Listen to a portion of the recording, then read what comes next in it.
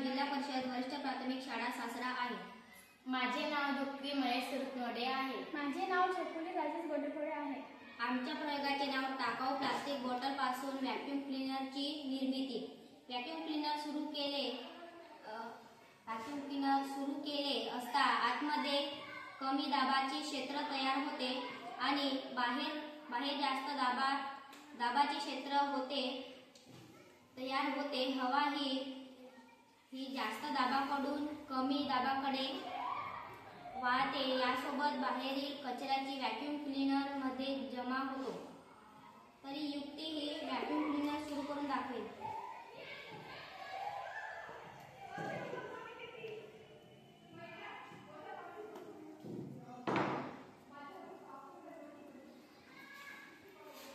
हे बघा, vacuum cleaner मध्ये कचरा जमा झालेला आहे।